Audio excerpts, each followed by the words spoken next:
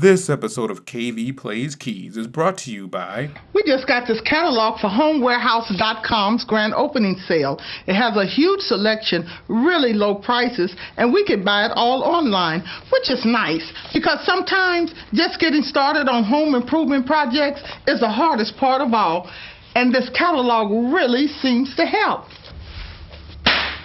Wake your butt up!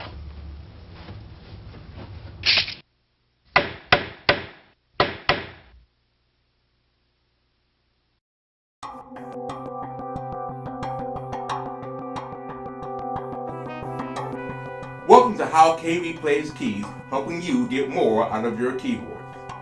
In Chapter 2's Car Wash, we built a fat-sounding performance with a combination of splits and layers. Layering is a great way to enhance your sound palette. That's why most keyboards have a patch that layers pianos and strings.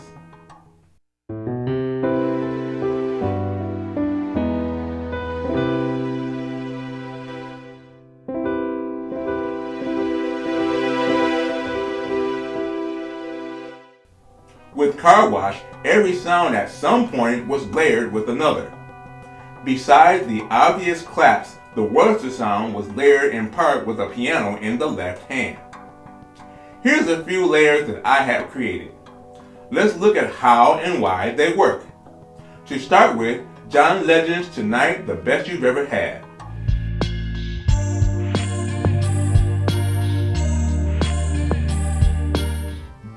A good thing to keep in mind when creating any sound for a live performance is that it is a live environment, not a studio one. Even if I had the exact synth and patch that's on the recording, it may not work in a live setting. What I tried to create then is the impression of that sound for the situation. In fact, what works in one band may not work in another, but we'll get to that in a moment. This song's production style is laid-back R&B. There is not much in dynamic range as a whole. But depending on the singer, audience, and other factors, you may need a way to increase the dynamic range. Just to be clear, by dynamic range I mean intensity, which is not necessarily the same as volume. The main keyboard feels like a soft pad sound, but for the live environment, I added a basic Rhodes.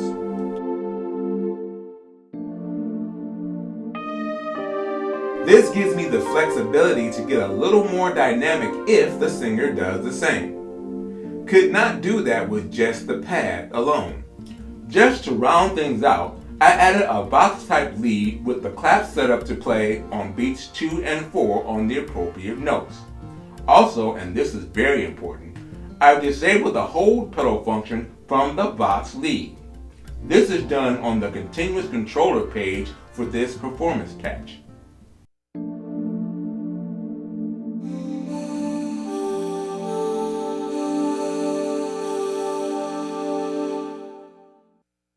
Without this step, the lead would sustain with the Rhodes, creating a sonic mess.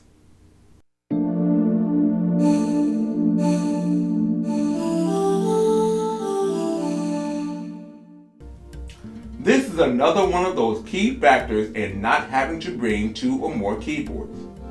In a dual synth system, most people would use the bottom keyboard to play your piano-based sounds with a hold or damper pedal. The top synth is usually not connected to this kind of pedal. Keep this in mind when setting up splits on a single keyboard, especially if you have a sound like a piano in one area, playing simultaneously with a lead line in another area. You may need to keep the hold pedal from working in one or more of those areas.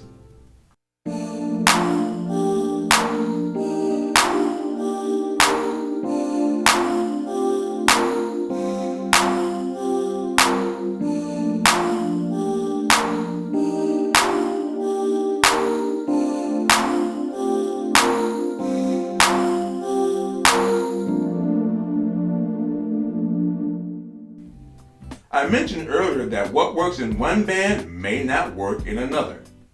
Steely Dan's Peg is a popular song that I have played with multiple bands.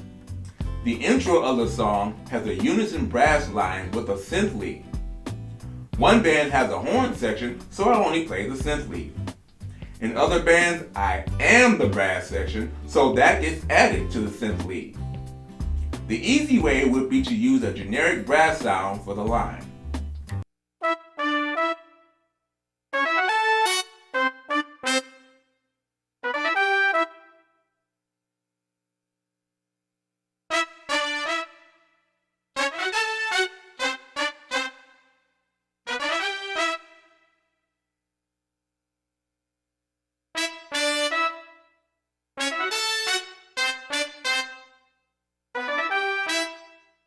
Man, that sucks! Yeah, those don't sound too good. Whoop. Listening to the record, the horns are in several octaves, and that's what I did here. I started with this brass and sax patch. Feels like trumpets and a baritone sax that's not overly bass. Then I added a tenor sax to fill in the middle between the trumpets and bari.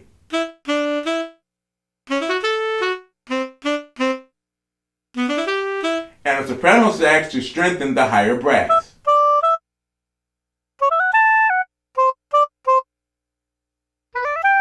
Now to add a square wave lead on top.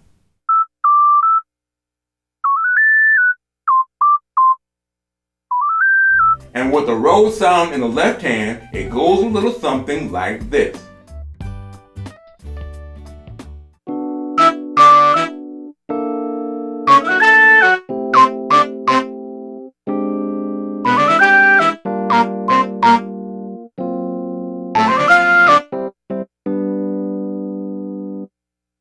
Lastly, here's an idea that I came up with for playing the Eagles Hotel California. An easy way to expand your sound palette without bringing another keyboard is to use an external tone module or computer with good plugins. This can be done using MIDI or USB. I'll dig more into the technical side of this in later videos. I'm using Music Lab's real guitar because it has the ability to simulate guitar strumming. To this, I layered a chorus electric guitar sound from the keyboard. This made a very unique guitar sound. If I play a G triad, the real guitar plug-in strums. If I continue to hold the triad and replay just the B and D, the plug-in will strum the same chord again each time. Now if I add in the keyboard's electric guitar sound, I get guitar chord strumming with single note arpeggios. Want to hear it? Here it goes.